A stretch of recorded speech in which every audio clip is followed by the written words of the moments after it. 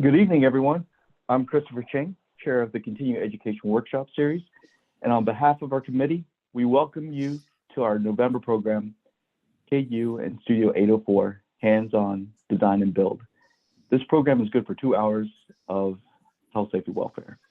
We're honored to have distinguished professor and author Dan Rockhill and 804 alumni Amy Luchun and Mike Smith with us tonight. Many of you may already be familiar with his program's work or may have been shaped by it directly or indirectly. And for those who may be new to this topic, you're in for a treat. I saw Dan's lecture hand in mind when he spoke in St. Louis 17 years ago. And it seemed like at a time when colleges like his and Auburn University's Rural Studio were bringing new ways of thinking and making to students of architecture hungry and not just teaching, but showing what design build how it could change the industry. And over that time, these programs have endured and matured, and their students have spread and become leaders affecting the profession in ways that started in those classrooms, indoors and out. And speaking of education, our continuing education series, founded in 1978, is one of the oldest continuing education programs in the country. If you're interested in being a part of this tradition, please send us your email address in the chat and we'll include you on our meeting invitations. Our next meeting is Friday, December 10th at 7:30 a.m. via Zoom. And just a reminder that this is the last program of the calendar year. We'll return in January, hopefully in person, as well as Zoom, with Peter Tao leading a discussion showcasing Talon Lee and AIA St. Gross's work in a program entitled Gateway to the Garden, the Jack C. Taylor Visitor Center at the Missouri Botanical Gardens. Then in February, our very own Charles Bell will join Karen McHugh, National Flood Insurance Program State Coordinator, Bob Criss, Professor Emeritus of Earth and Planetary Sciences at WashU, and David Stokes, Director of Municipal Policy at the Show Me Institute, to talk about floodplain development. Then in March, we have African Architecture and Art, a Personal Perspective, with our very own Michael Roth. And finally, in April, we have Hudson Yards, NYC, Part 2, with Design Director Marianne Kwok and Senior Associate Principal Andrew Werner, both at KPF. Now, these programs are made possible in an important part by NEDWA. They are a valued sponsor of this series and an essential resource to the architectural community. Tonight, we have Russ Thompson to share us a few words. Russ? Thank you very much, Chris. As always, we're happy to support AIA and we appreciate the opportunity. See if I can share a screen here, and if not, then we'll just, can everybody see that, hopefully? No, not yet. Not yet? Okay, well, we're gonna run with Try it again.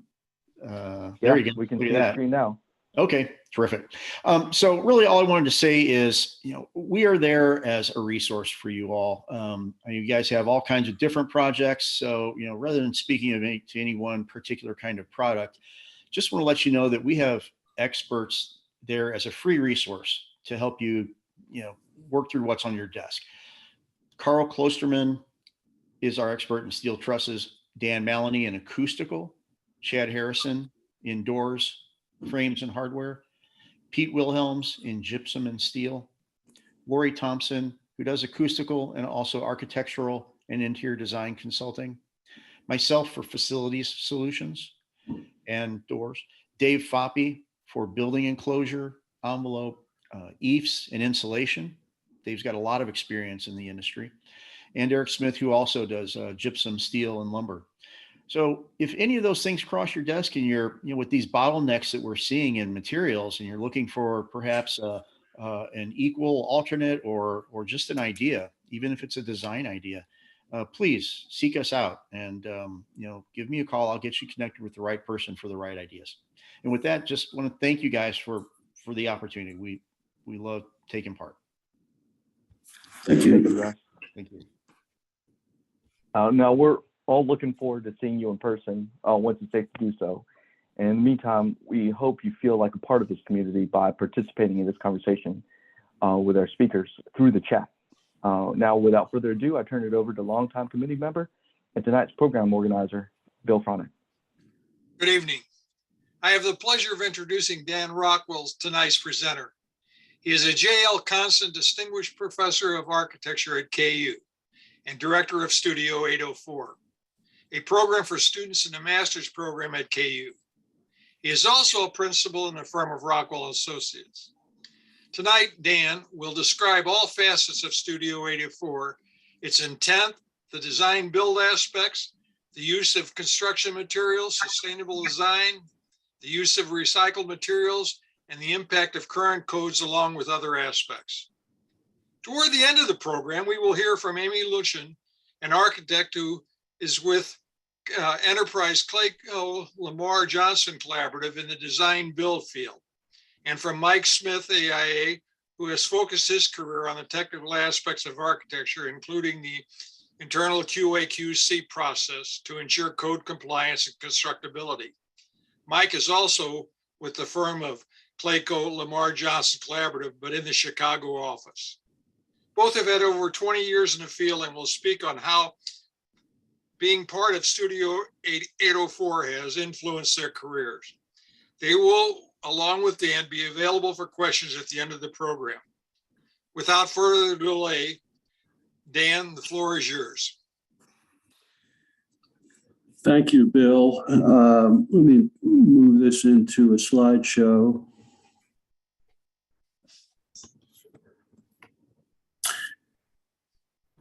I'm delighted to be part of such an award-winning continuing education series, and thanks so much for the invitation, and especially Bill for your hard work behind the scenes to get me to do this at this time, and I appreciate the opportunity. I think the best way to introduce Studio 804 is for me to give a brief overview of the work of Rockhill and Associates. I've been doing work here since I came to Kansas in 1980. And so I would describe that as my private practice.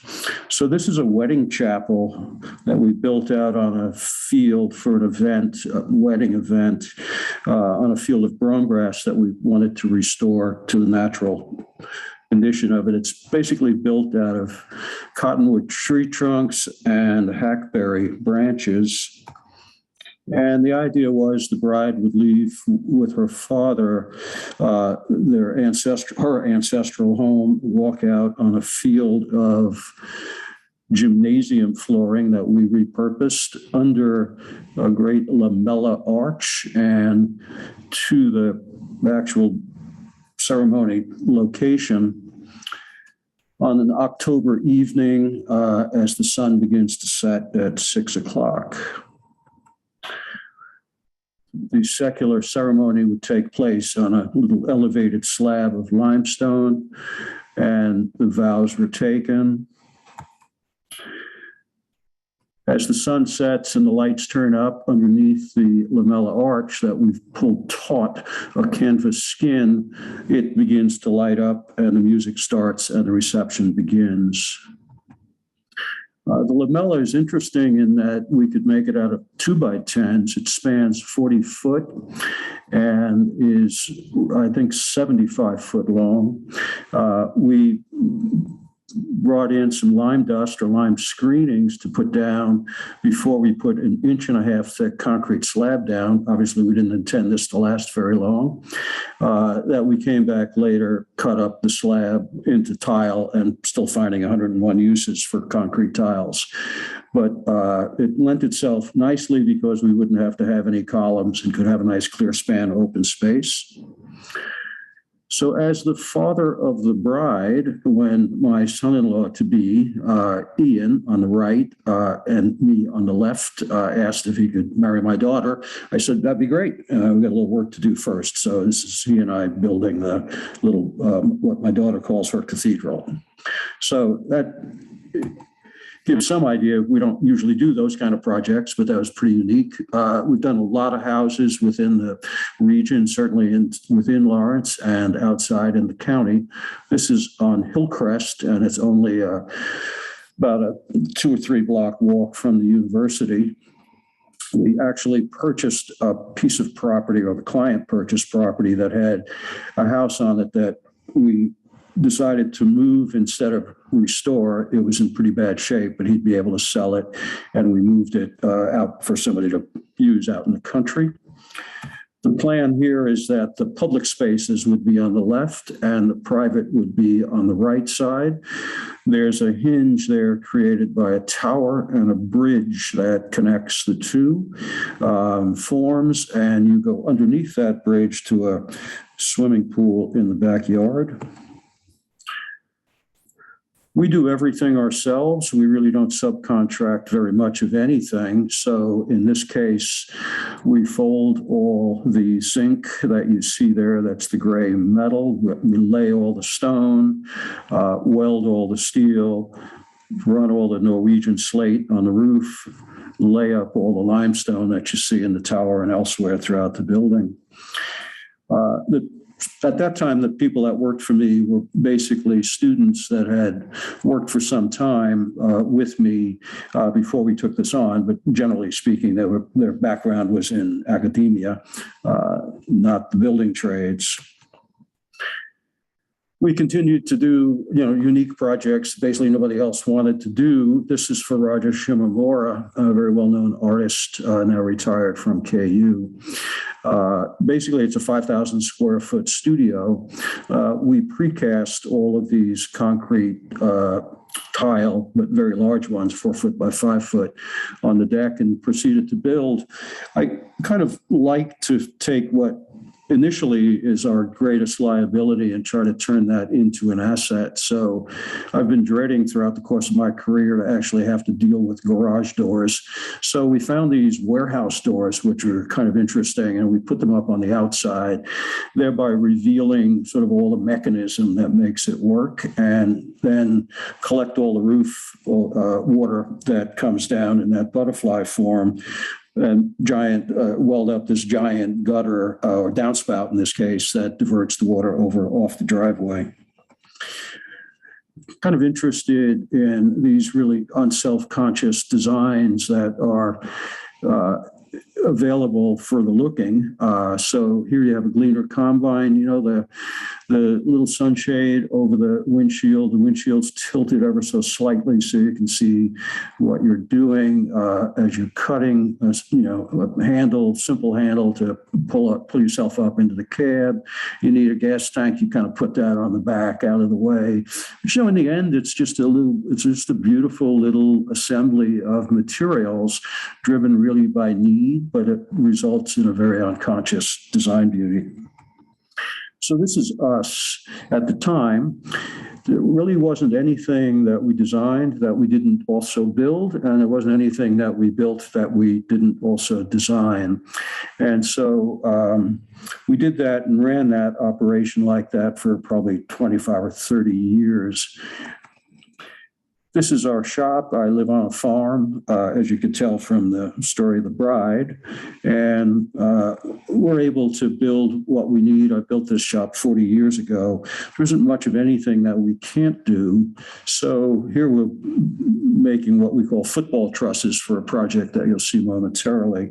But we can do most everything in steel and concrete and all kinds of materials. And we're always trying to do something basically that we haven't done before. The downside to this, while it's very romantic, is, if you can do anything, you have to learn some hard lessons as to where you can draw the line. We're not going to use that toilet paper holder. We'll make one, and it just kind of gets away from you pretty easily, especially on tight budgets. So we tried to rein ourselves in a little bit, but here's the use of the football trusses that you see. This is a beautiful house we did for a colleague of mine. Here's an example of not knowing when to rein yourself in. So we made this glass bathtub, but I am told 20 years later that it's still functioning pretty nicely. So this example here, this is the outside of the house, but this is kind of reminiscent of a kind of a little train rolling across that beautiful prairie under a beautiful sky like you see here. We've had the good fortune of restoring most of the Kansas historic sites, which makes up for whatever inadequacies financially we suffered in the build part of the new work. In this case, this is Constitution Hall. It's in Lecompton, and events that took place here coined the term Bleeding Kansas that some of you may remember from American history. We picked the building up, completely remove everything underneath it, document its precise location, and put everything back together underneath it, rebuild the floor, et cetera. So we've also gone out to western central Kansas, to Hayes, Kansas. This is the blockhouse at Fort Hayes. We went back to the original quarry that the soldiers had quarried stone from in the late 1860s when the building was made. And the purpose of it was for the U.S. Army to have a presence to discourage Native Americans from kind of chasing off the white settlers. So this is the Hanover Pony Express station. This is in Hanover, Kansas. This was the only intact building on the 2,000-mile run. For those of you familiar with the Pony Express, it ran from St. Joe, Missouri, all the way to Sacramento, California. And the stops were about 17 miles apart. Not much is left of that run, and that's why this building brags of being one of the fully intact buildings that remain. That was built as 6 separate buildings that were put together in order to make one. We picked that building up, move it to the side, do the same as I shared with you at Constitution Hall. In this building, though, we also repaired most of the walnut siding that you see there. One of the downsides to doing all of your own work, if you like to be at home at night, is when bigger projects come along, which are appealing. My heart is in design. So in this example, we get a call from a developer from Clovis, New Mexico, who wants to restore the hotel and had also bought out the better part of the downtown so he could develop living in the immediate downtown, housing in the immediate downtown in order to restore the whole city. Ultimately, I explained that our heart was in design.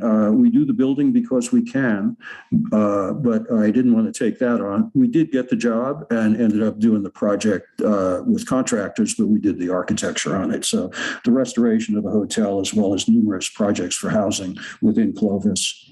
So that's the story of Rockhill and Associates. And like I've said, we've been doing this for a long time. Now, most of it is design. We're not doing as much building work, but we're busy as everybody else is. So I bring that to Studio 804. And it would have been in the latter part of the 1990s that this began. In fact, this was after Amy and Mike planted a few seeds. They were the class of 97. I think by 98, and we had done a project, in fact, you'll see here at the end of this presentation, but I was with my students. 804 is actually the course number, and they were, it was a hard studio to teach. I mean, I got a lot out of them, but, I was blocking them from moving on with their lives. They already knew it all. You couldn't tell them anything. And so something came up where I was grousing about not being able to get out and do some stonework and put a roof over this old barber school. It's called, it's west of Lawrence.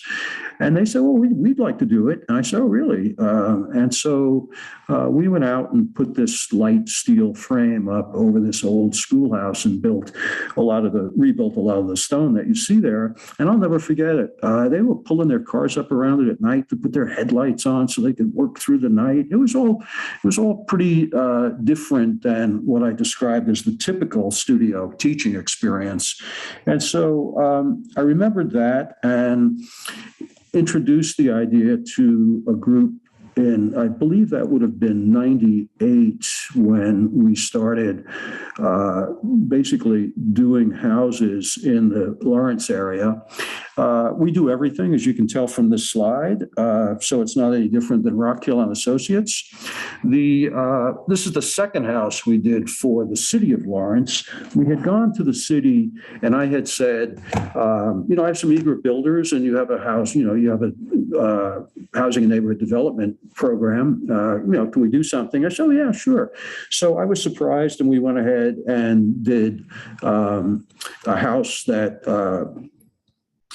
seemed to go well. We had our difficulties. This is actually the second house, and they were a little disappointed in the first one because it kind of looked a little bit different than the usual.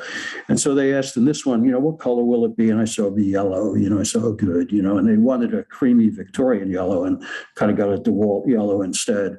And so we parted ways. It just wasn't a good fit for us. They needed to have a purchase order for every single thing. And so as a result, it just made it very awkward. So we then went to Tenants to Homeowners, an organization you can tell by the name that has made home ownership a little bit easier, starting as tenants, if you will. We also formed and worked with Tenants to Homeowners, I think, for 3 years. We also formed a not-for-profit corporation, which you can tell here. And we struck an affiliation agreement with the university because we couldn't just continue to operate under their radar without explaining ourselves. And the affiliation agreement basically said, we know what you're doing. It supports the mission of the the School of Architecture. We too support the School of Architecture's mission, and good luck. They didn't really want much of anything to do with us. I had already done 2 houses. My feelings were hurt, but it was the best thing that ever happened to me. So anyone here familiar with procurement might appreciate this. We're an independent not-for-profit corporation with an affiliation agreement, but I have a checking account. And so I ran, when we did Marvin Forum, $1.8 million through my checking account. And that just blew their minds. And we were already well into the project before they figured out how we were operating. So we continue to do it. I now get audited annually just to make sure that everything is as they want it to appear, because they have to answer to the Board of Regents. So we continue to do houses here in Lawrence with Tenants to Homeowners. We're also recycling and repurposing a lot of materials. So this is a cooling tower screen, clear all-hot redwood, that we repurposed from a cooling tower that was dismantled in Coffeyville, Kansas. So we also now are gaining in some popularity with the professionals. Somebody had 3 or 4 basketball courts in one building to remove because of some minor water damage. It was an insurance settlement. Would we want the basketball flooring? I was like, yeah, we were there in an hour. And so you'll see a lot of maple basketball flooring in our projects.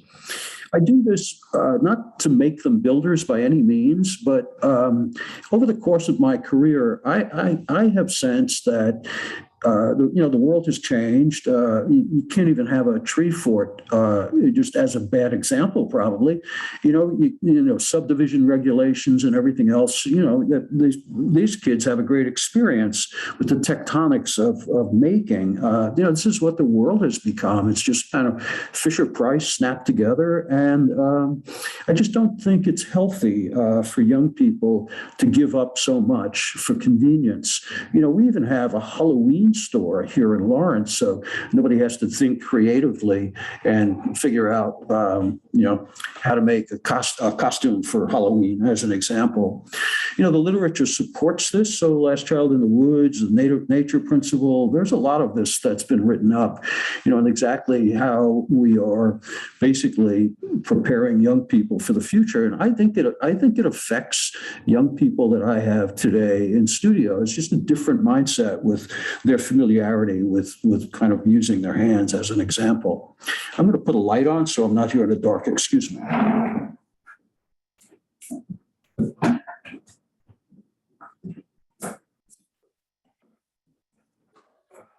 Apologize. I came in where I have a very large window here, and It was very bright. And so I put the light off. So we went to Kansas City. We kind of did everything we could in Lawrence and then went to Kansas City.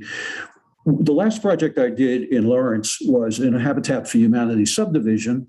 And while it's nice, I think there are a lot of people who are doing things for Habitat that are all, well-meaning, and they do great projects and they provide housing. But that's not really what I'm interested in. We, on the last house, which was in the Habitat subdivision, we did a lot of things pertaining to sustainability. But they ended up just taking them all out. They couldn't really deal with that. And I understand that. So I went to Kansas City to the community development corporations. And I said, I have some eager builders and, look at what we've done. It's a little bit different, but, you have a housing need. This map shows 5 vacant lots for each yellow dot. That's not necessarily vacant of the house. Most likely it's vacant in the tax base. And so this, this whole city, we always look to Detroit as the kind of poster child for the devastation of the inner city, but Kansas City, Kansas is certainly a close second. So they said, yeah, Rosedale Neighborhood Association said, yeah, we'd love to work with you. I was a little worried about having students race back and forth on the interstate. I just know how they are, and they'd be working late and have to come back in early for me in the next morning.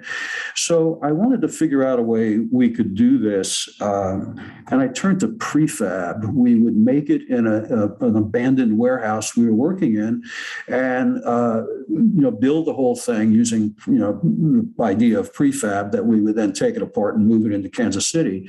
And so here we are, pushing out one of what will eventually be 5 modules altogether that we then put back together on the site. So here we're pushing it out. This is Southwest Boulevard in Kansas City. All 5 units are coming in together. We've rehearsed this just in case, because you misunderstand.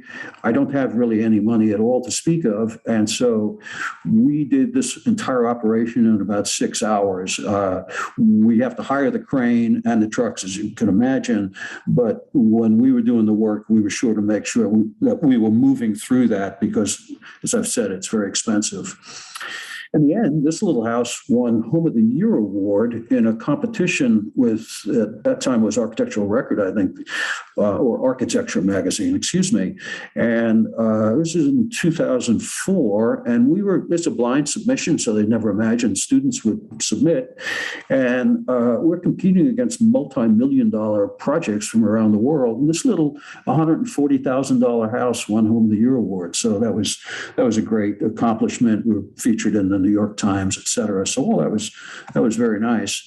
I continue to run this as, it's a not-for-profit corporation. The only way I could get ahead to make money was to basically, do all we could to haul materials in, to find every clever way imaginable to at least begin to put me in a position where I could be a developer. I desperately wanted to not have to grovel to the community development corporations because ultimately they would have a say on the architecture, and they put up with us, but it didn't have the kind of stone wallpaper and the columns in front that is so evident in most of the other kind of that kind of housing. And so we worked pretty hard for a long time. The first one sold right away, and they asked us actually to do a second one, which we did. It sold right away as well. And this is the third one that we did. Again, we do one every year. Students start with me in January. We're still doing this in one semester. They give up their winter break. They start with me around the 3rd of January. And we move through these projects. We don't even have a site when we start. So we get the property, we crank out the design, we do third-party inspections. We had to get that coordinated. And then when we're done, we race them into Kansas City. In this particular house, an elderly kind of Hispanic man who's kind of the godfather of the community came up to me when we were just loading this in. And he said, what do you think you're doing? I said, well, I was putting a house in there. He said, are you crazy? And he gestured to houses up and down the street that hadn't sold for $80,000 and had been on the market for a year. And I didn't have the heart to tell him. I was pretty sure I'd already sold this one for $155,000. So we're onto a good thing. And what I was finding is that we were attracting a client base of basically young urban hipsters who could afford, they read Dwell magazine. They don't want to live in Johnson County, in suburbia. They just want to have something that's different. And things like curb appeal and resaleability were pretty far down on their considerations. They just wanted something that was pretty interesting. So in this case, this turned out to be a very highly published house, as a matter of fact. And so here's the interior. Of course, we styled these for the photographs. And Kenny and Leah, who bought it, it just fit them perfectly. They were very, very happy to have it. And this is the neighborhood we're in. It's boarded up houses. And that's Kansas City, Missouri in the distance that you see there. So I was on to something pretty good, and it was working nicely. We had some bad experiences. This is a pretty waspy neighborhood. We tried to go in off of State Avenue in Kansas City, Kansas, and they weren't going to have it. They all ganged together and in the end chased us out, saying that our projects would attract undesirables. I'll never forget the term she used.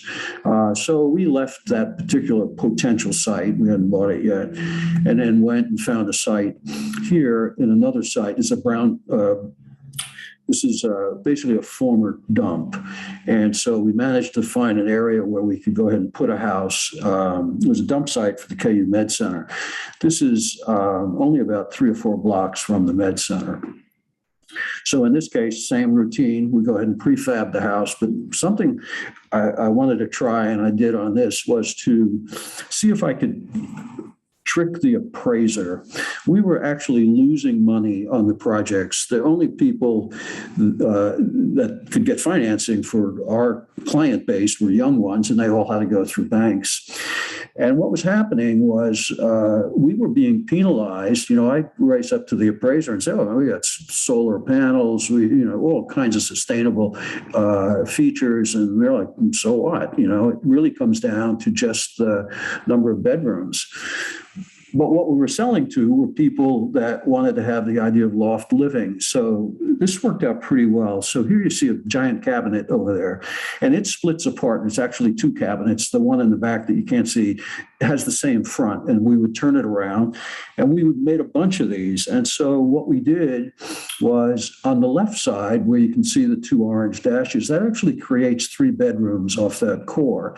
So when the appraiser comes in, we arrange the cabinets as I've described so that we have 3 bedrooms. But when the urban hipsters come by, we arrange it like you see on the right side. So we have this open off, living like that.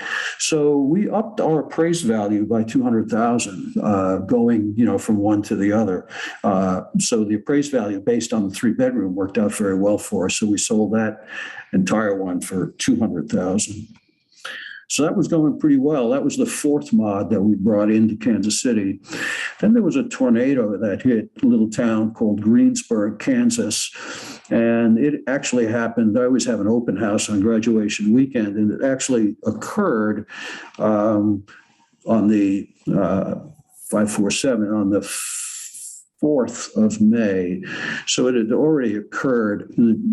People were saying to me at our open house, you ought to think about going down there and seeing if you can help them. It was a category F5 tornado, 205 mile an hour winds. This is the Google map before, and that's after. And what's most remarkable about this is I'm in a helicopter here. You see Greensburg there. To my right, 40 miles away is Dodge City, and to my left, 35 miles away, is Pratt, Kansas. Nothing's in between.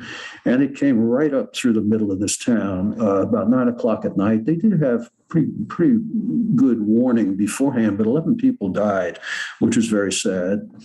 Bob Berkelbile had been down there with me and IM, and he had already convinced them to build back green. We went down and made a presentation in December and shared with them what we do. They didn't quite know what to make of us. They've never seen a house with a flat roof, and it just, you can see them here thinking like, oh God, they didn't want to be disrespectful. We were willing to do anything for them, donate what we could. And so they said, well, it's kind of arty, and we need an art center. And even though I was imagined, we'd do a fire hall or something, no, they wanted an art center. So we said, okay. And this whole thing of LEED Platinum came up, and we said, yeah, we'll do that happily. That actually started kind of a race. We ended up doing the first LEED Platinum in the state, and I think they were irritated by it because they were sort of coveting that for themselves. They still had the LEED Platinum building in Greensburg, so it didn't make any difference to me. And we've continued LEED Platinum since. I'm working on number 16. We've done one every year, LEED Platinum. And those young people that are leading that charge in the studio experience many of them have gone on to be the directors of the sustainability efforts in their respective offices, which I'm quite happy to brag about. So 205-mile-an-hour winds, all the trees are torqued, so they're all going to die, so you take them out. And this is our site.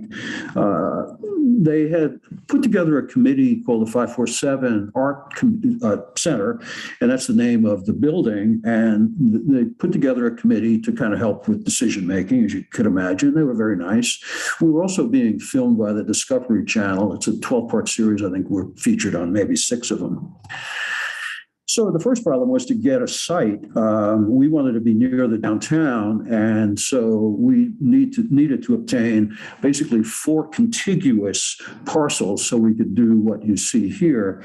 And students, the tenacity was amazing. They actually got a prisoner in Junction City to sign over one of the deeds of the 4 that we had to obtain.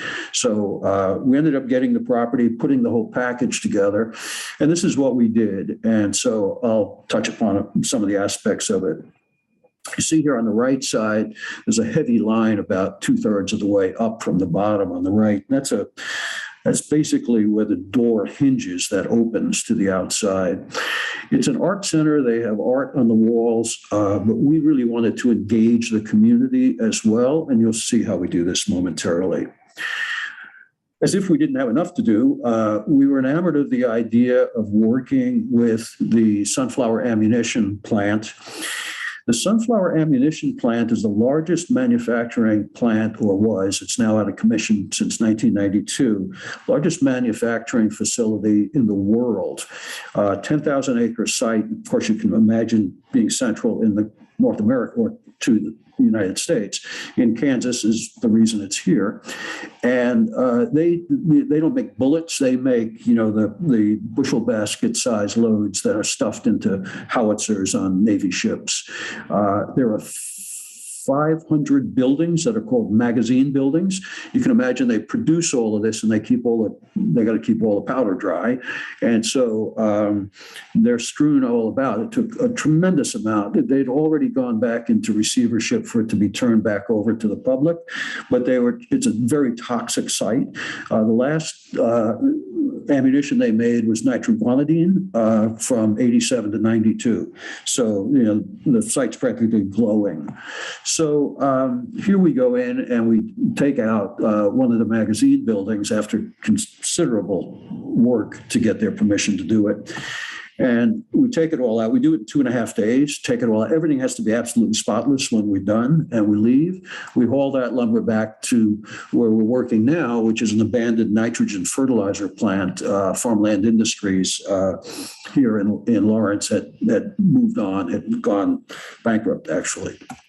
So we're basically going to do something that we prefab, having experience doing that, and 10 by 20 was a pretty good size for us.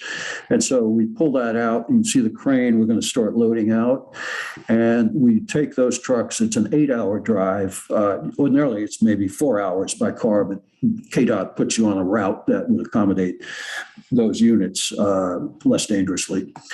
And so we get down there 6, 7 o'clock at night, drop the trailers, and look around. And of course, it's still a disaster. It's only 8 months later. American Red Cross is still there. This is the hospital. It's like right out of MASH. And of course, all the trees will come out, but we got to get those trucks unloaded so we can get them back. And so we boom these in. We drop them on rollers, little 1/2-inch rollers that I make that we just slide them. Once we drop the slings out, which is how we have to pick them up, we drop the slings out and then we can just nudge them over until they're next to one another. So this is from the grain elevator, the only thing really left standing. You see us in the foreground, and that's a new water tower that's going up. That's the old one. You know, when everything is erased across the entire town, which is what they had to do in the cleanup process, nobody knows where anything is anymore. And this driver insisted that he did, and they lost the truck. I mean, basically it was full of cement, concrete, and fell into a tornado shelter. So that's our foundation there, about ready to go in. So we introduced the idea of LEED to the ready-mix supplier. They'd never heard of using fly ash, but they figured it out pretty quickly to their credit. We poured about 200 yards of concrete using as much fiber as possible in the right places. So that worked out very well. Back then we were doing 30% fly ash. And so that worked out nicely. So this is basically what I just showed you that we poured. We strike that off, that cures out, and then we run an epoxy, white epoxy over the surface. On the left, you see the south-facing exposure with calculated shading for sunlight. And here's the door that opens. This is basically little Piper Cub airplane technology. You know, 2 hydraulic arms will lift this up. But we make up all the hinges and everything that becomes part of it. And here it is in the up position. The advantage to this is that we really wanted to try to engage the community as much as possible. And so I couldn't quite bring myself or ourselves to, the elevation changes basically between Wichita and Colorado, by about 1/2 inch, and we're like right in the middle. Just couldn't quite put it on that same grade. So we set it on a plinth, which is what you see us pouring there. And that surrounds the building and kind of elevates it a little bit. And the real distinct advantage is this, so that it's at 16 inches in height purposely so that the entire community, which would be coming in on a regular basis for all kinds of events, there was no other place for community gathering. And it has continued to be used in that sense. So that's nice. You see the 3 turbines are there. I'm going to talk about those. Those are 3 kestrels. They're made in South Africa. We tried, one would have done everything that we needed, but because the wind is ferocious there, it's just windy all the time. It just didn't look as good. 2 kind of looked like a couple, 3 just looked great, in my opinion, at least. So we ended up with 3 wind turbines. The rooftop is filled with PVs as well. This is the finished wood that we got from the ammunition plant, and you see the glass that surrounds the building. And the only reason that facade is offset so we could accommodate the hydraulics for the door that opens, but otherwise it's really just unistrut with some all thread that's holding the glass in place on the other 3 sides. Here's some happy students. We finished it in time for graduation. So, I kind of stagger away from that experience and come back then to go to do this project on Springfield in Kansas City. This is also the first LEED Platinum in the metropolitan area. So same routine, louvers, concrete floor. This time it's in black epoxy, kitchen, PVs on the roof. Kumaru is the skin that's on the outside, and then vertical axis turbine in the back. We didn't sell that house. This is when the bottom fell out of the housing market. And so I sat on that house for a long time. We barely had enough money in savings to do this project, which is, in addition to LEED Platinum, is also Passive House certified.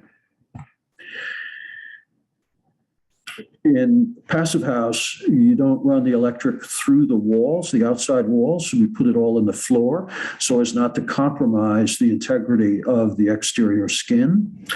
Just to give you an example of what that's like, there's only one opening, and that's the skylight, and again, on the north side, skylight up above there that you see. The windows are Zek. They're actually made in Lithuania, but distributed by Zek, a German company. None of the window manufacturers, and really in all of North America, could meet the spec for Passive House. Now there's several that can. I still do traditional applications, so we solder gutters, do 3-coat stucco instead of acrylic. We now moved into a big warehouse. We're in the abandoned one, and we had no toilets, had a generator for electricity, no lights unless we hung one.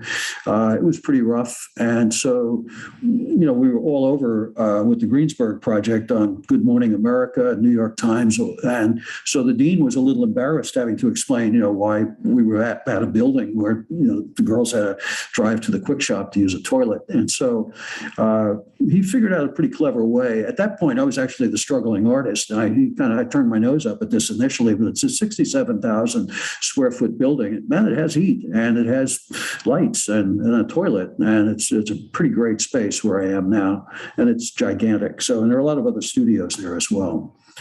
So we finished this house. This has the elevated slab as well. So there's a basement underneath it, 3.5-inch thermal mass. We're now framing these with TJIs. So it's a 9.5-inch wall assembly.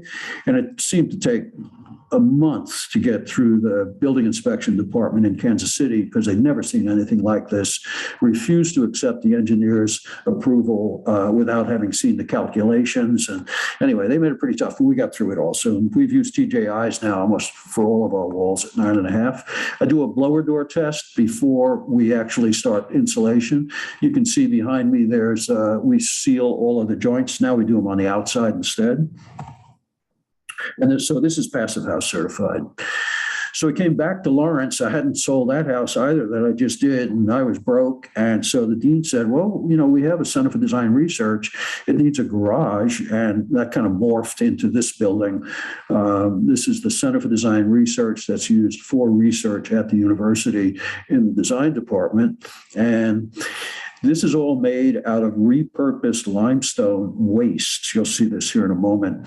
The only break on it is I was kind of interested in using a trom wall that pushes back about 30 inches. You can see it behind the glass. This is where it is in the front.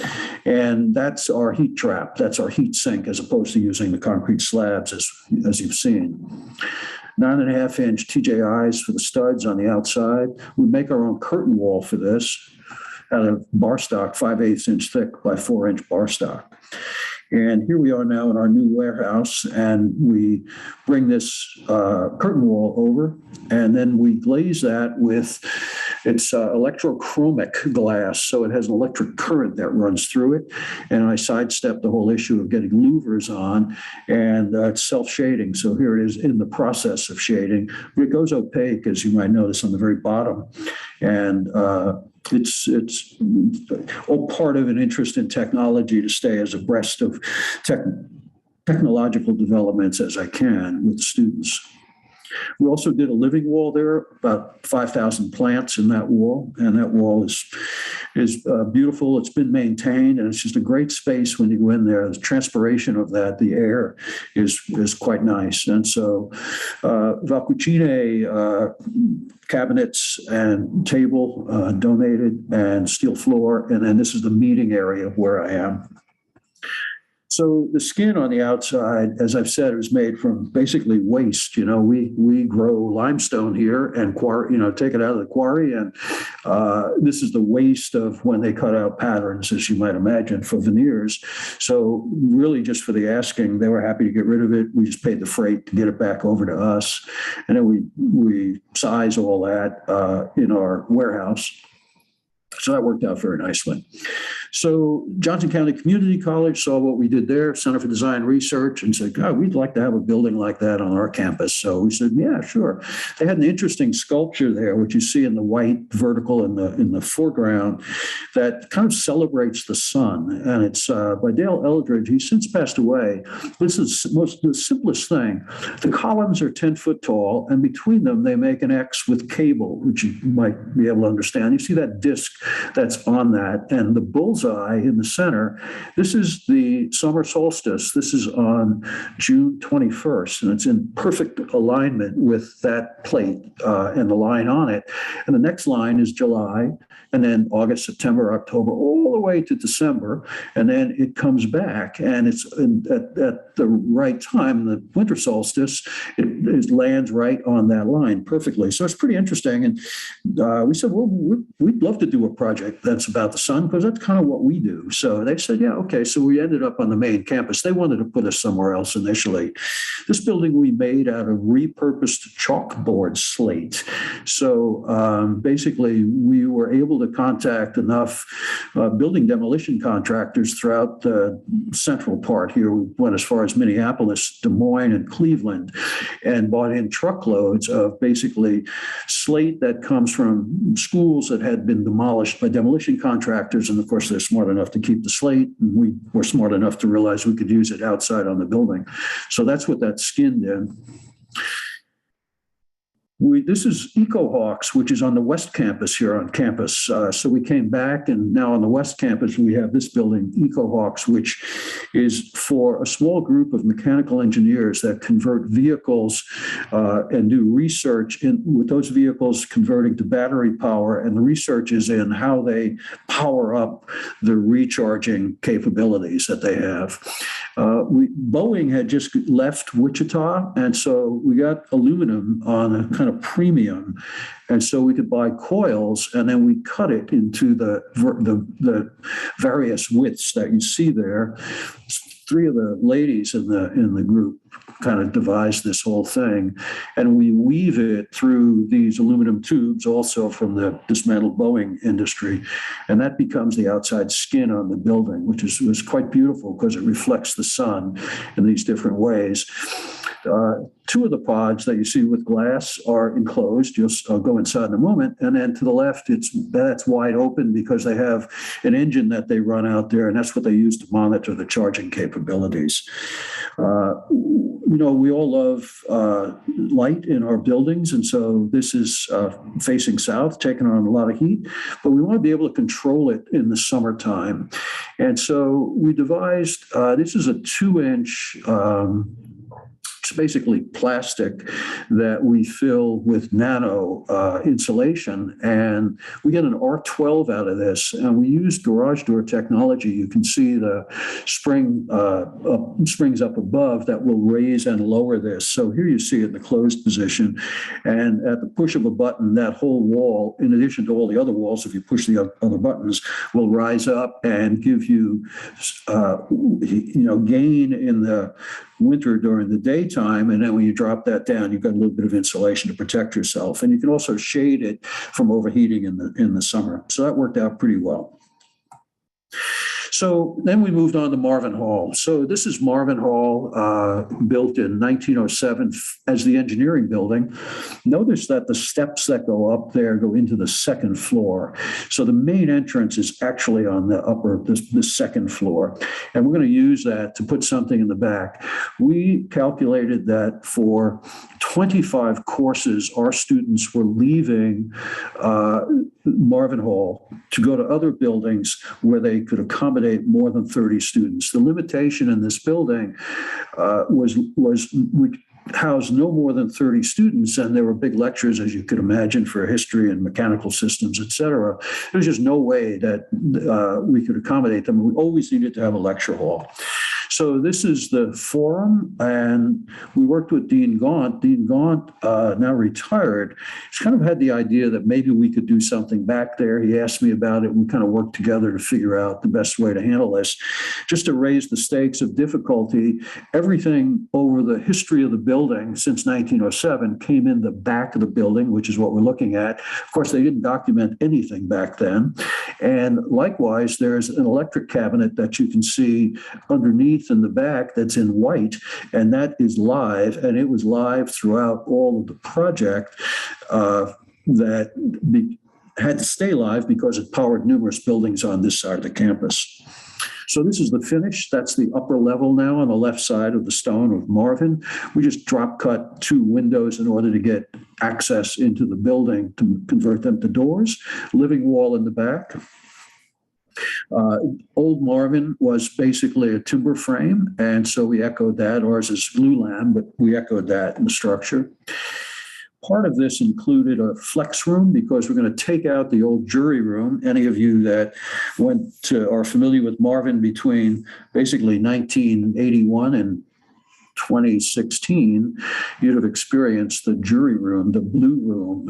It was unfortunate because it really wanted to be a commons area, but which you'll see in a moment. But replacing that commons area in favor of having a different jury room is what you see on the right, and in the left is a seating for 117 in the new forum lecture hall. So the digging begins. We're going down 14 foot. We've got 24 piers. We're doing all this ourselves. So we auger down till we come into something. There were times we'd get them over from the university and they'd say, well, good luck. You know, we don't know what's in there. So we've got pipes, fire suppression systems, all kinds of things in there. Anyway, we got through it. Basically using grade beams so we could spread the load out because we wanted the columns to be on some kind of a coordinate that made more sense than our just stepping around things. So we just did big grade beams below it. We do our own forms here, so all the wooden form work, pour our own concrete, and get the beams in to elevate it, and then start putting together the glue lams, and then start to boom those into place right away, hoping that the socks that we slide those beams into are all accurately placed, and fortunately they were. And then we start engineered lumber on the roof. We actually have the engineered lumber donated. And on the outside, you see what now are closed louvers. So the outer skin is, of course, insulated glass units. And back behind that, 40 inches behind that, and behind the louvers is another glass skin. You'll see this go in here momentarily. And these louvers basically can, of course, be overridden at the podium, but they track the sun and give some degree of shading, but also control daylight on the interior. This came from Oldcastle, and these are the IGUs, 165 of them. We bring them into the warehouse, and we basically epoxy the clip system to them. You'll see how this works in a moment, but you've got to be really accurate in doing this. And of course, most of these people have never done anything before, so it was a little nerve-wracking. We bring these units over. Some of them are 320 pounds. And we start to boom those up. I've got a forklift there, what we call the frog on it, and that's holding that glass. We boom that in. And so here are 4 of the students. We push that in and slide it over. So there are no exterior 2-inch caps on that, the 1/2 inch by 2 inch that ordinarily would go over. You can see it in the building across. That's the bridge. Those are we couldn't have those. I wanted to have them flush. So we wet glaze those in place. So we get all the interior done, then we move out and we do all of the clear all-heart cedar for the louvers. So they're in place. You see those in place. And here we're starting to boom up and set the exterior glass. We really had to use a block and tackle. It's kind of Egyptian technology here. I didn't want to have to try to boom through with the frog, so we just hung it and rig up on the top of the building a temporary beam across the scaffolding to pull that glass up and set it. So no mishaps, no broken glass, worked well. And then we start the wet glazing that you see there, and that'll be the finish on the glass. We like that taut skin. On the floor, this is interesting. This is a positive displacement system. So you see the risers, but they don't go clear to get closure. There's about 1.5 inch opening in those that you can't quite make out. So technically, on the right side where the elevated floor is, there you see the blue lines. When the temperature set points meet the program, what we've set it for, which is ordinarily between 65 and 55, we can pull air in from the east side of the building, and it pulls in under the floor, and it's assisted by fans that you see in the upper left. So we pull that air through, and that serves as a ventilation system. Again, doing all you can in LEED to not have to turn on air that's been tempered, be it air conditioning or heating, trying to use as much as we can of the available true, we have to put fans on, but by and large, it's still a great savings. So that worked out pretty well. That's a constant supply of fresh air, again, given the right temperature set points.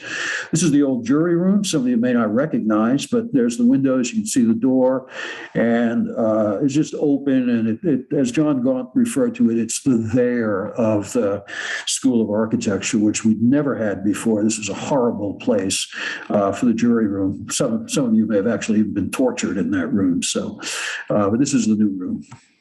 The living wall in the back of the lecture hall. There's the completed project. That's also LEED Platinum. We used a projector that is made for projecting in daylight conditions and a screen for the same. And so that way we can have daylight again, holding off on having to turn the lights on as much as possible is the purpose of that. And this is the new jury room. And that's it. And then I moved on to another project, which is to continue doing these LEED Platinum buildings. This is also Passive House certified. This is a double wall construction. What's interesting about this house, 2,000 square foot, all electric, his monthly heating bill, his monthly electric bill is $14. Is $17. $14 of it is the setup fee from Evergy. So really, in essence, his actual usage is $3 a month. That's year round.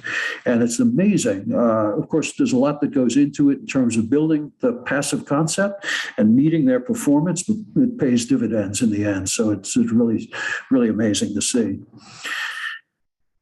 We continue on the string of doing buildings. So this also is a LEED Platinum. We had a fabulous site here. This is a 400-year-old oak tree. There's actually an easement for it there, a landscape easement. There's a little tiny piece of land in the front here that is available to build on. I can't quite bring myself to build on that yet. So this is a 3-bedroom house on the left, and then there's an accessory dwelling in the back that you see. Here's the tree and that little accessory dwelling as well. In this case, we're on a floodplain, so we elevate ourselves above that and take advantage of that by projecting truss joists across, engineered lumber that gives us that sense of the house hovering, as you saw, and here it is again. So here I'm now repurposing glass that I was able to buy on the repurposed market, and so we hardly pay anything for these IGUs. They're left over from a Moshi Softy project that never came to fruition, although the contractor had bought all the glass, so he was happy to have somebody buy it. So we boomed these into position here.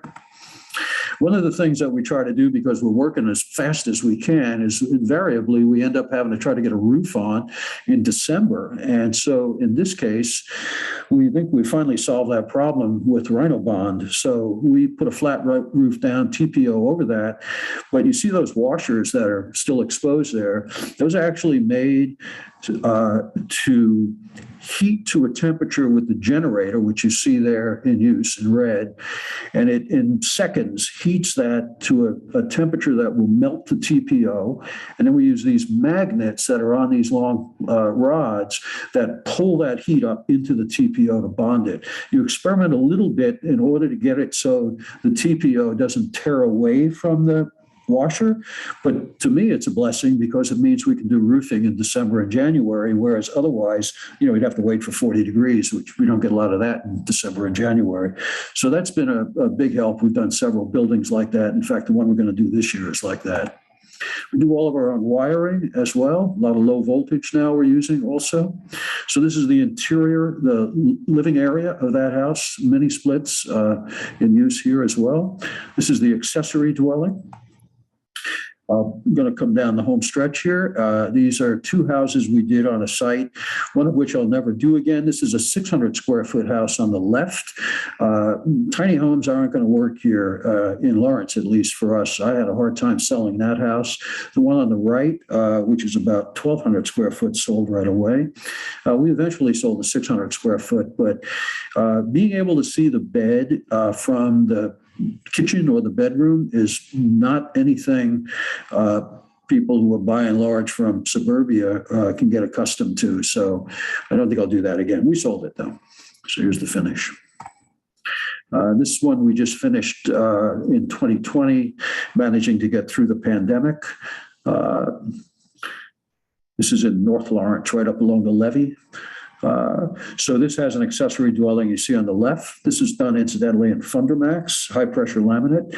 And then the private area is the middle one, and the public area is the big one on the far side.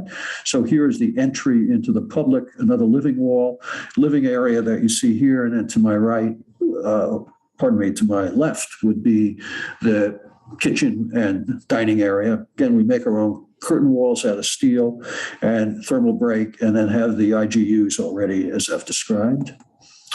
So finally, when the pandemic set in and it looked like I ran the risk of being shut down, I now had money from doing these houses. So I went to the community shelter, and they have congregate housing, and that means it's basically something the size of a gymnasium with bunk beds 6 foot apart. And so with COVID just beginning, I went and said, you've got to get something here to isolate people. And they were like, yeah, we know.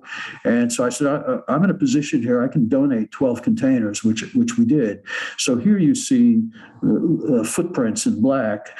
The shelter itself, you can't quite see. It's just above this photograph, but we're on their back lawn, if you will. So we did 12 shipping containers that we converted to living units. So they're actually done 2 per patio. So you see a patio cover there, the slab, and then 2 20-foot, 8 by 20 shipping containers that we've converted, and see the interior. Most people would say, oh God, shipping containers, God, that's awful. How could that be dignified? Well, have a look. And people came when we had the open house. People were amazed. It was probably the most difficult project we've done because the tolerances had to be so tight. They put us in a commercial building code, which is a surprise. I'd been led to believe it would be residential. You can make out on the upper left the fire sprinkler, and that turned out to be quite an undertaking. But basically, we skin it in 1/4-inch ply. You'll see the guts of it here in a moment. Mini split for heating and air conditioning. This will house 4 people. So with 12 units, we can get 48 out from sleeping under bridges. This is geared toward families. They won't have individuals in this that aren't related. So the little kitchen, but the eating is actually in the shelter itself.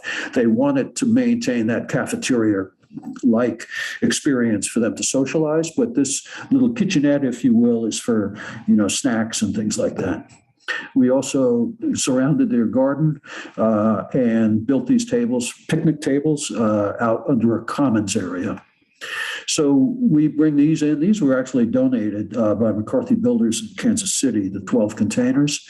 We bring them in. We could bring them in 3 minutes, bring them in, put them on rollers and roll them into position. So here we get all 12 in the warehouse, start cutting in for doors, welding up. We make everything. So we made all those, or will make the bunk beds, all the cabinets, in addition to outfitting them, as I'll describe. Here's the bunk bed going in.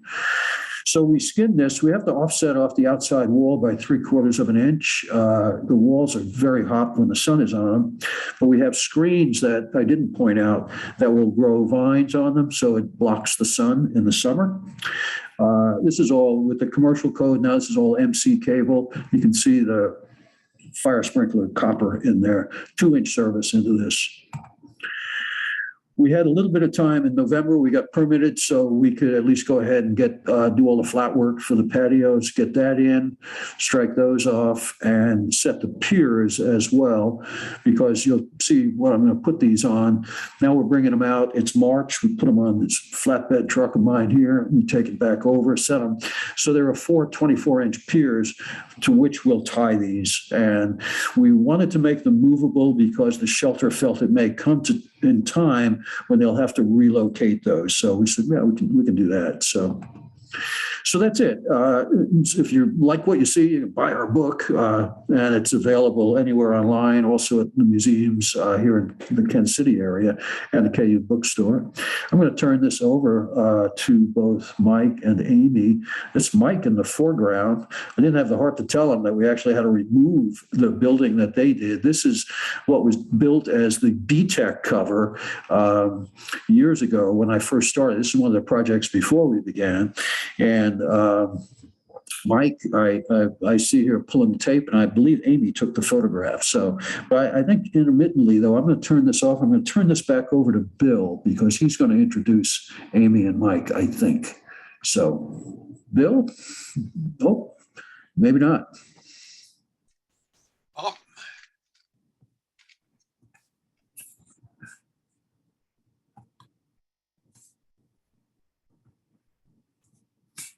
I don't know. Okay. Can you hear me? Again. All righty.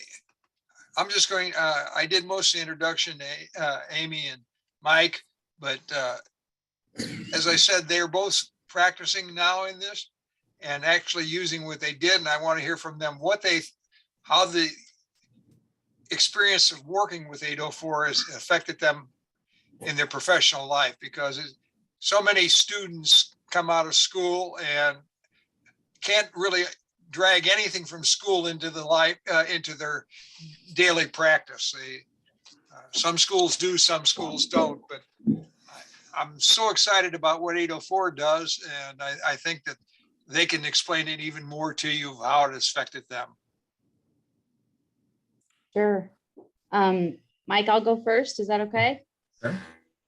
All right. So obviously Studio 804 has a tremendous influence over just hands-on and being able to understand what you're drawing. And I think, you know, there was quite a few takeaways for me in general, and what really influenced me to become the architect that I am and to work at a design build company is things like just understanding what the line on a piece of paper actually means, knowing that we had to get out there and physically touch that and put it together and make it work.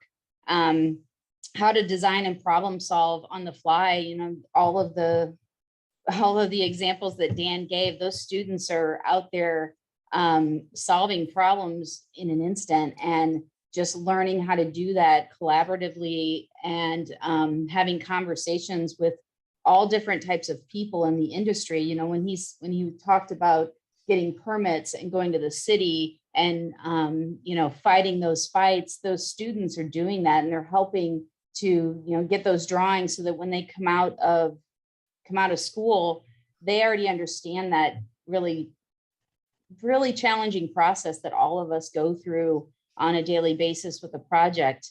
You know, just a couple more things about Studio 804 is that it just ingrained in us about budget and sustainability and being creative with materials.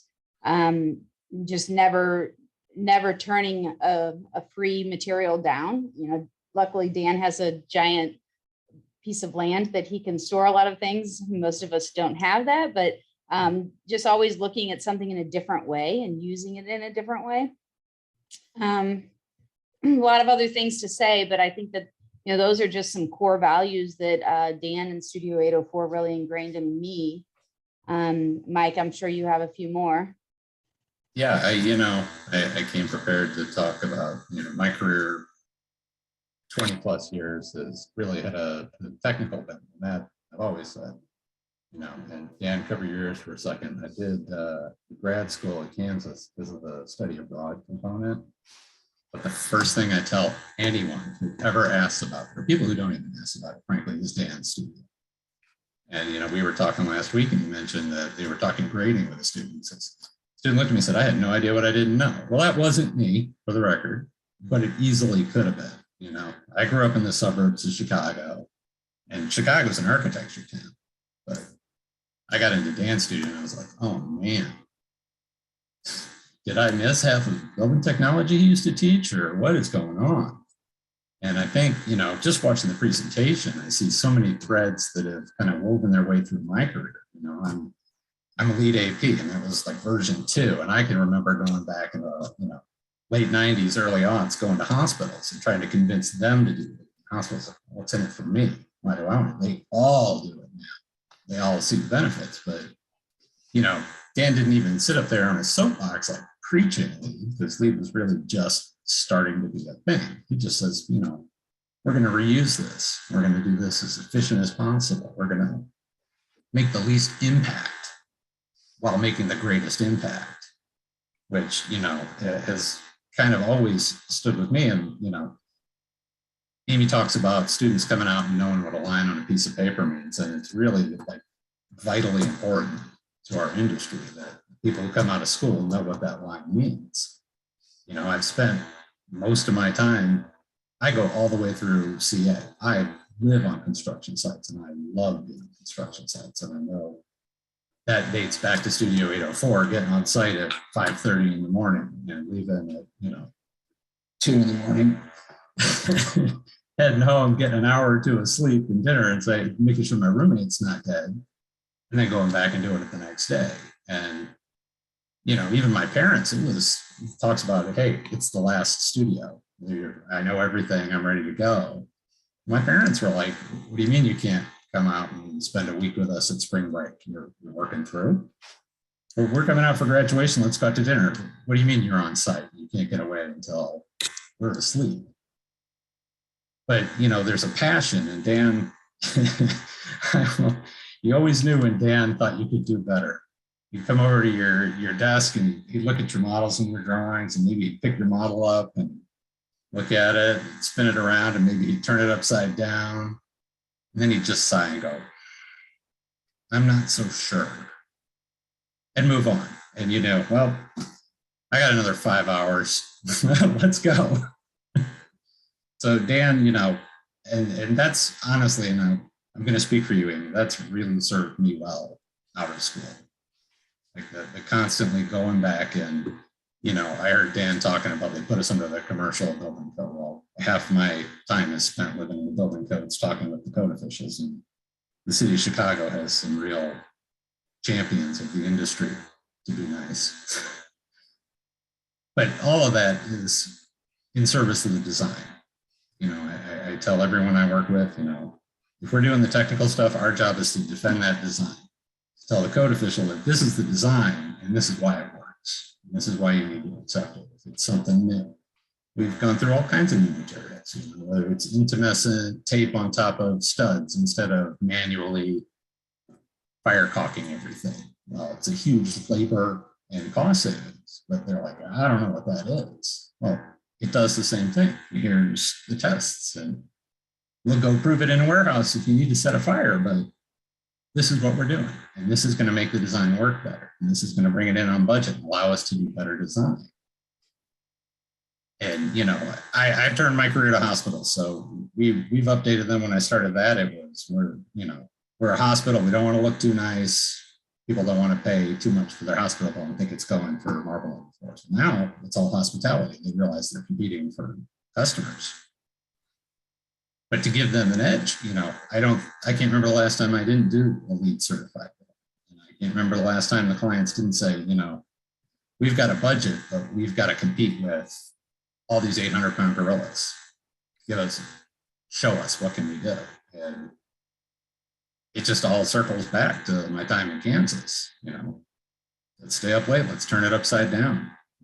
Let's just say, "I'm not so sure," and keep going. Right. Well, we could probably go on all day about 804 and Dan, but I think Chris and others probably want to open it up for questions, right? Yeah, if anybody has any questions, type them in and we'll get the answers from the individuals if they have any.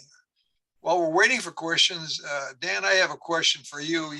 A couple times you mentioned that the codes that you were running into with the problems with the code officials.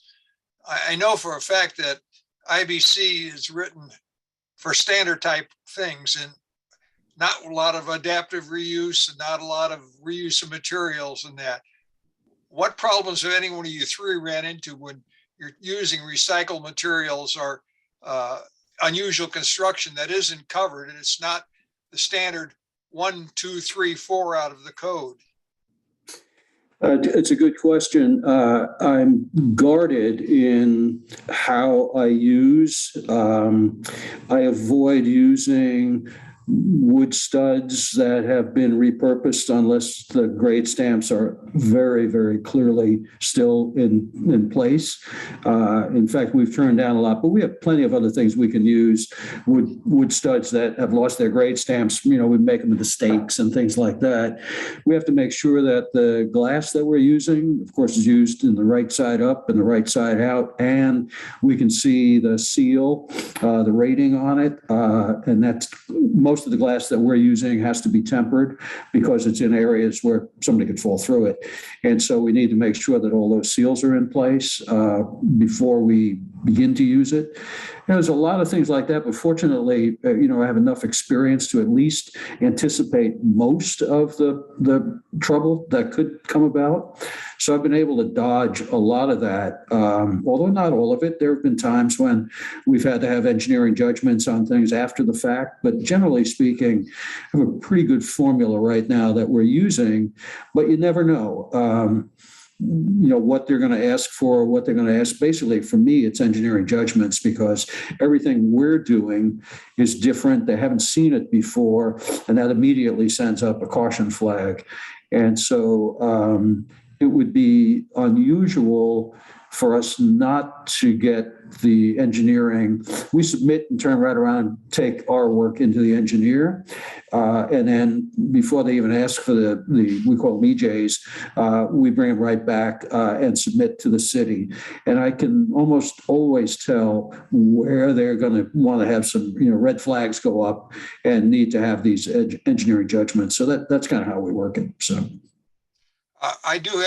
I'll give you one of the questions that just came in. Hello, I am a student at the KU architecture program. I hope to get into Studio 804. What are some things I can do to help my chances of getting in?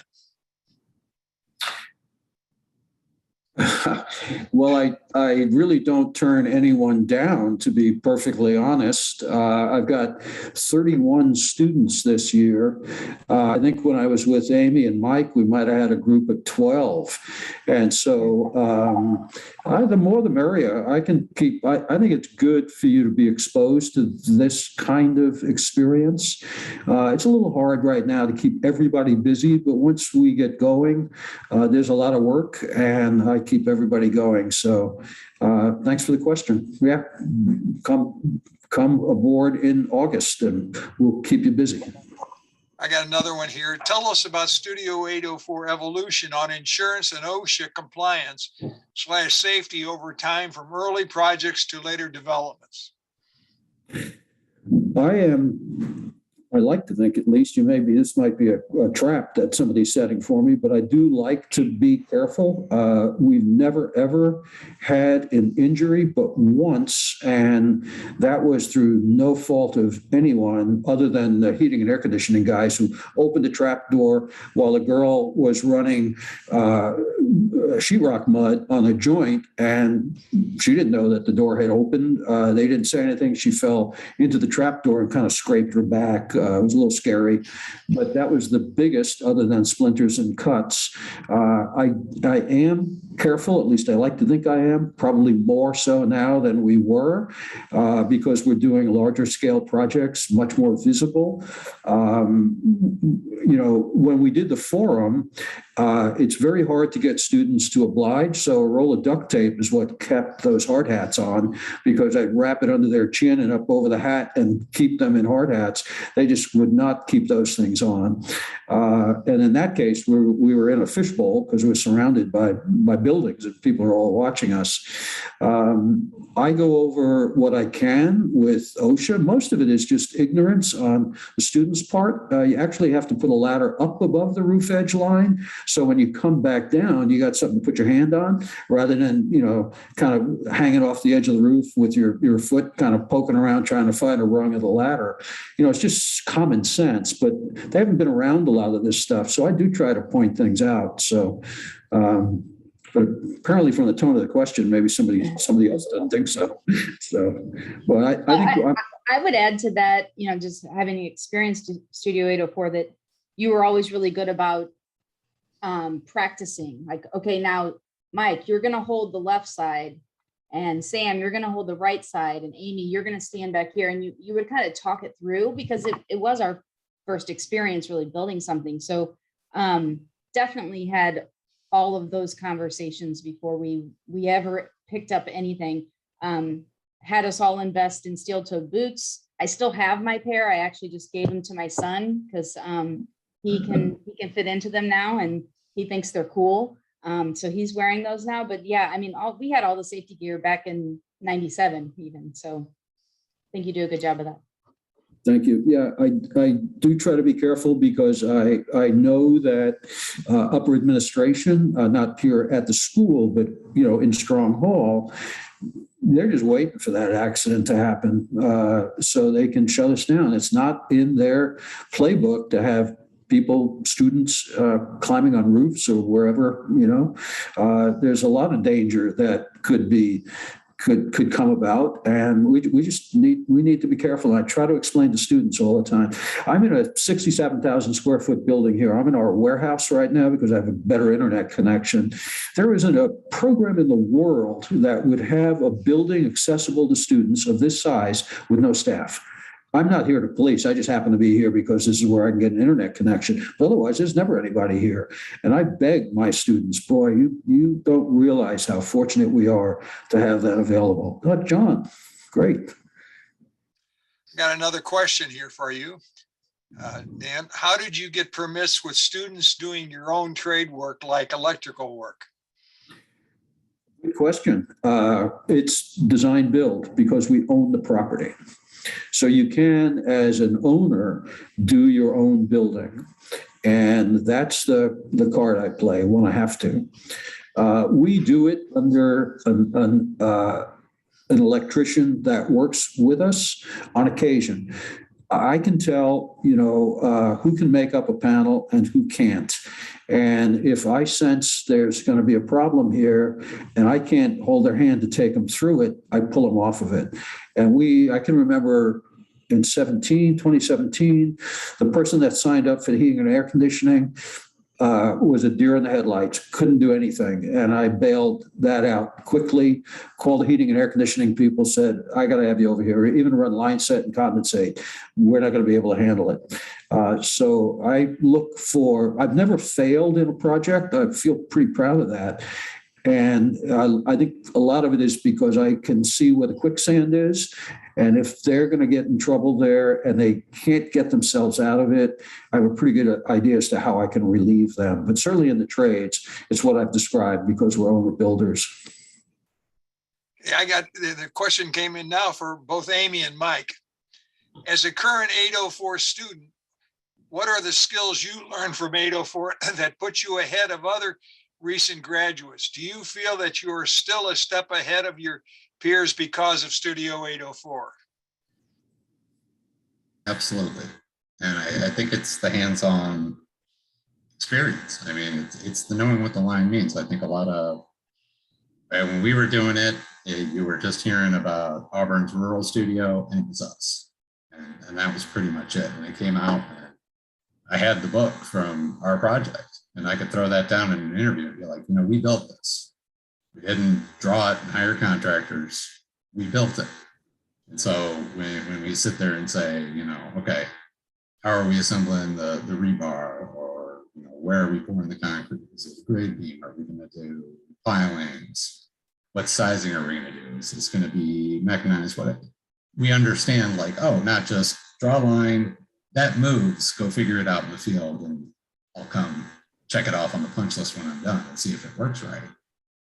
I think there's so many, and Amy and I know we see it now, students coming out that are just like, they don't even understand line weight half the time with drawing. Because computers, it's all in color, you lose that understanding of how everything goes together, of how it should look graphically to get your point across to someone who has to build it. Be able to go out in the field with a drawing and draw in the field and say, all right, stop, that's not working, let's do this.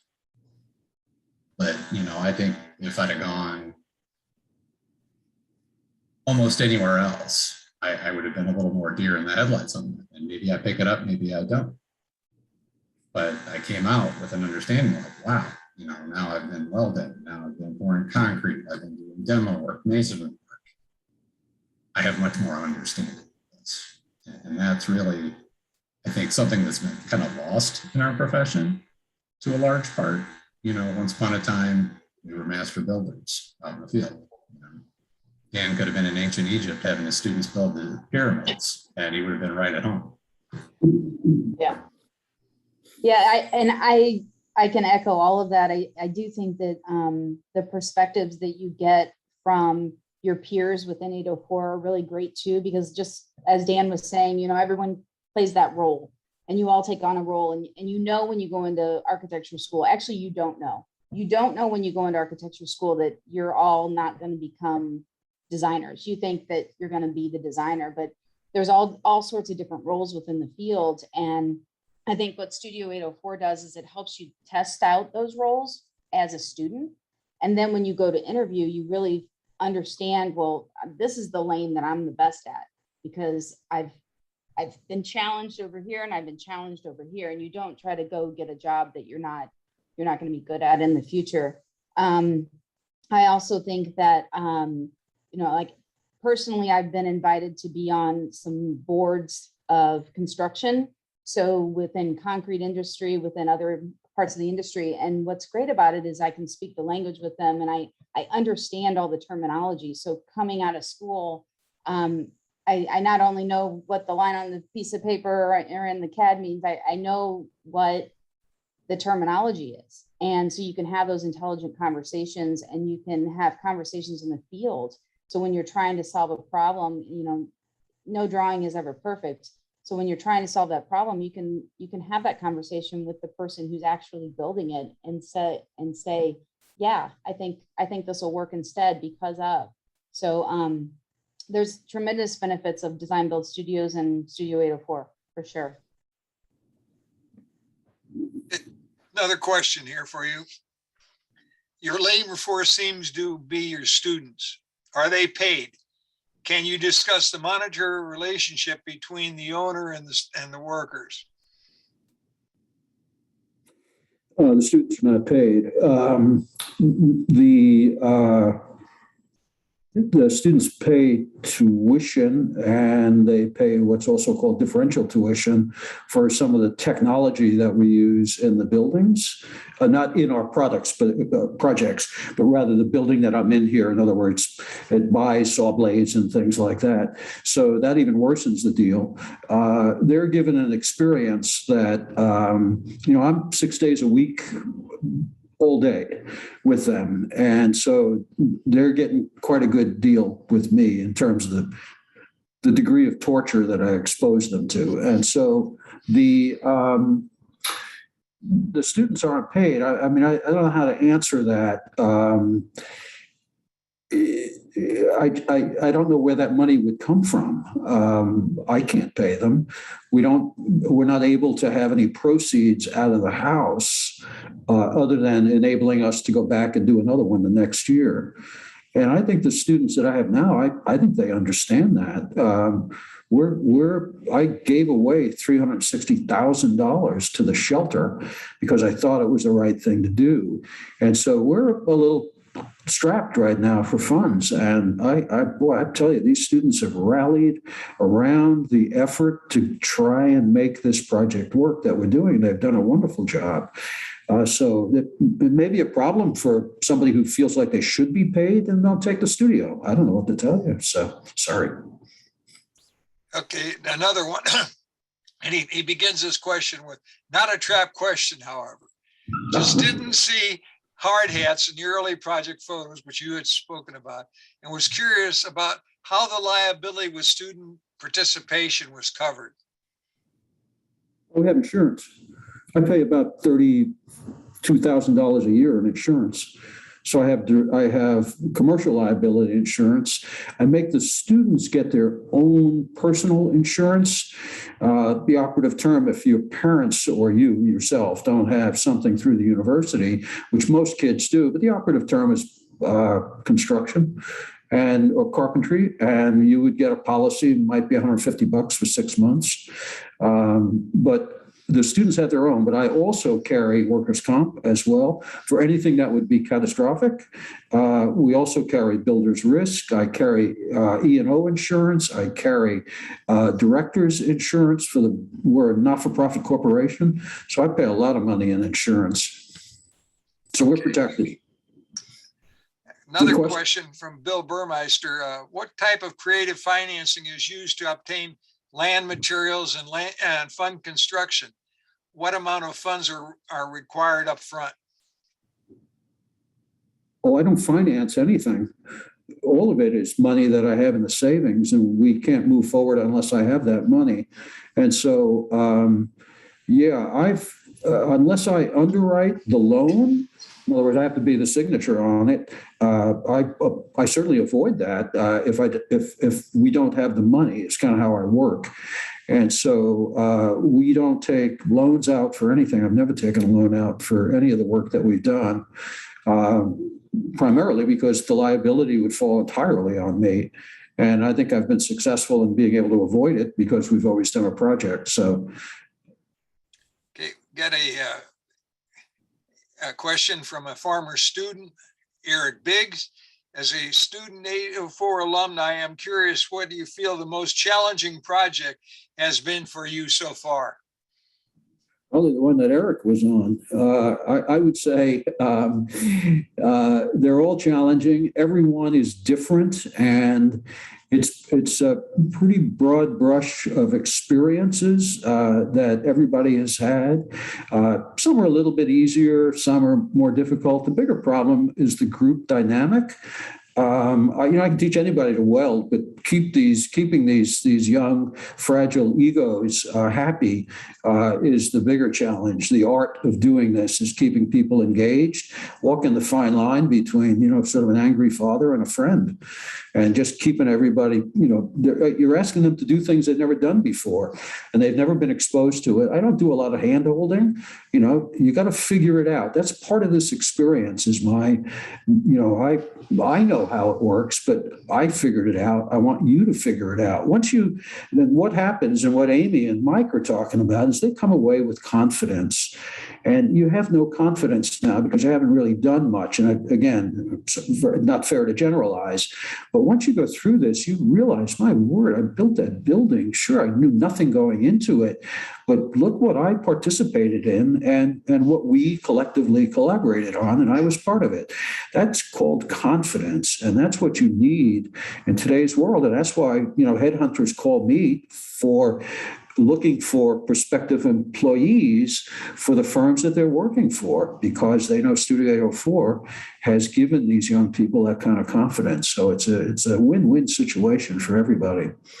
So I know better than to ever declare one studio over another. So we've got a couple of comments I'll read to you, and there's no more questions right now. If anybody has one, send it in. From John Gunther, greetings, and from Kay Mashek, one of your former students from 93, which says good evening to you. I'd also like to say she works at Clayco/LJC. Great. Okay, then from John Gunther, bravo, having seen many of your Studio 804 projects over the years, it's great to see the recent advancements as well, and appreciating the overall arc of great work over the course development in your presentation tonight. Best wishes for continued success and forming the future generations of architects. Thank you, John. Also, you may want to contact and speak to Russ Thompson of Negora about a few things at your leisure. They may be able to help you with some of the delivery methods and some other things. I don't think the thought hadn't occurred to me when I saw the range of offerings that the firm has. I thought, wow, this could be a good contact. So thank you. They have been help for me professionally for many years. when I was with the airport. So they are a very good firm. Fantastic. Chris, do you have anything else? I don't hear. I just had a, yeah, sorry. Let me get to a more quiet room. All right. We had Dan. Thank you very much. We had about and Amy and Mike as well. We had almost 100 people join us tonight, and I'm guessing a lot of the audience. There's probably a lot of KU alumni in there too. So one of the questions that came to me is probably a burning question in everyone's mind: is who is your favorite student? I'm just kidding. You have to one question I had was, given the many decades that you've been doing this, and the projects, you've probably seen the projects evolve, as well as the classes, how has the students and their needs evolved over time, including the ones that you're teaching now? Sorry, is there anyone that heard Chris a little more clearly, perhaps, and might repeat that? I think he said, how have the students' needs evolved over time? Is that right? Yes. Sure. It would be unfair for me to comment on, how we're teaching architecture now versus how architecture was taught when I first came here. I think there is a quality of practice that might be missing. In fact, I think we're making up for it in their education. We offer what now is referred to as a 509 studio. So students in their, I think it's their third year, are required to take a design build studio. We have a very active group of faculty that are doing some amazing work and, small one semester projects, but really engaging students.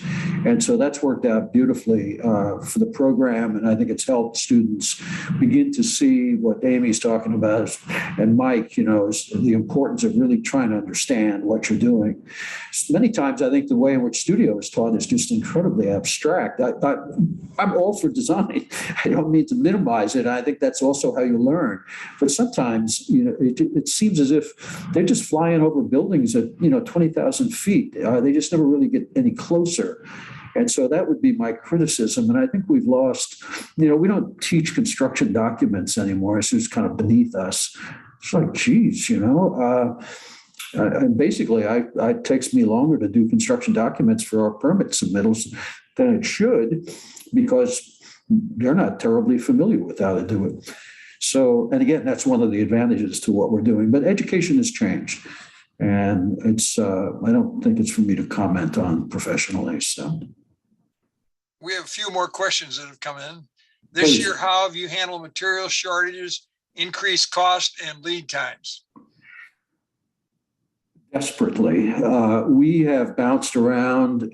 We've had donations. We've had reassurances, all kinds of things, only to get a call, 2 weeks later, somebody realizes they're not going to be able to live up to what they promised.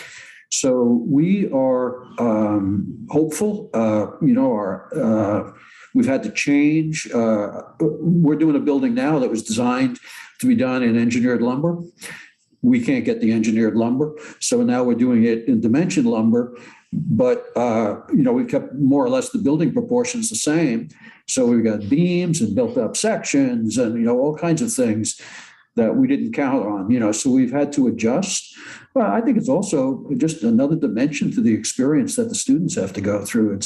It's unfortunate. We've had promises of materials. We were all settled. We detailed everything, submitted for the permit, only to find out that the exterior skin, we almost always do, water facades that are, we get a drainage plane, we fur out, and then we get our outside skin, we let air into it. So we're able to have a multitude of options anymore. That kind of facade system is quite common. but we've been through a lot of suppliers only to find that there is indeed a shortage.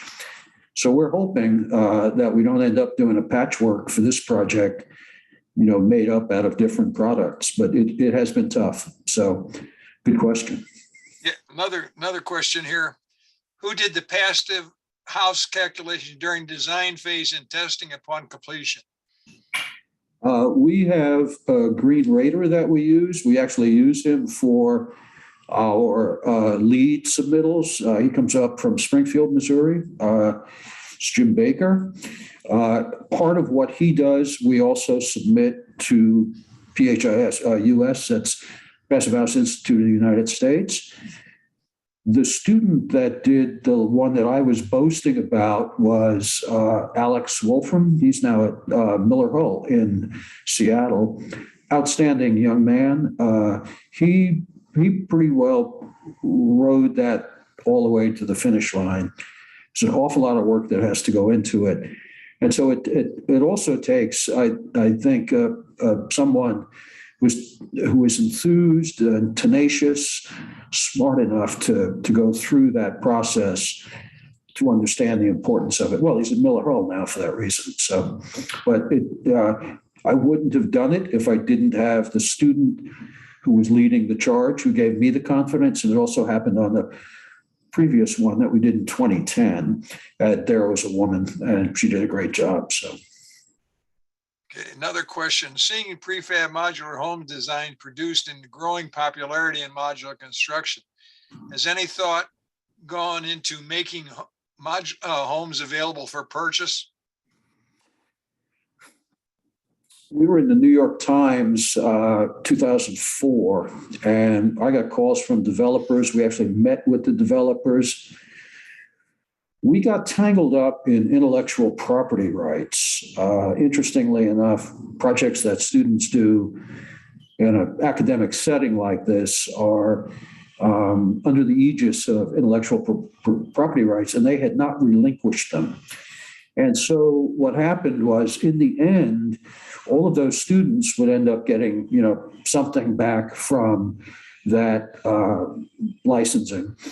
And it just turned out it was so much more trouble than it was worth. I literally stagger away from these projects. They never stop at graduation in May.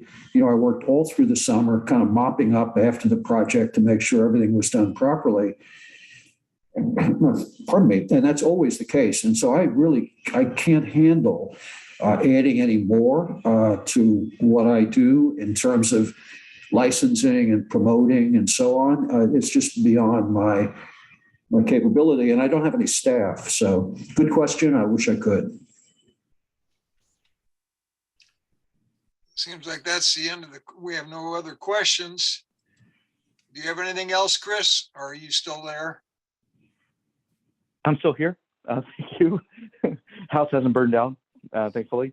I just one question about the future of Studio 804. It looks like when you talk about no staff, and it looks like how you seem to adapt with the times year after year through the pandemic, as well as the differing needs of all the students and the typologies at the time, and as well as the market. What where do you see Studio 804 in the next decade or two, or three? I wish I had a decade or two. I'm still doing it well past retirement age. I enjoy it. I enjoy just being around young people and sharing what I know. So I'm going to keep doing it myself, but I'm not foolish enough to think it's never going to end. I don't have an exit strategy. I do have a board of directors that I think wants to begin to talk about that with me. I'll figure something out. I don't know whether or not I want to just find a replacement for me, or if I just want to close the door and say, hey, we did it. It's behind us. Pardon me. I have some young faculty who are great, but they're kind of doing their own thing as well. And I respect that. I don't want them to feel that they would need to jump in, or that we would hire somebody who would then have to kind of keep this going. I haven't really looked enough into it, Chris, and I should. I'm just so damn busy with keeping these projects going with students that I just haven't had time to look into it, but I know I should. So I don't think you're asking because you're reminding me that I have to do that, but I'll get around to it. So good question. Anybody else? No, that's all the questions.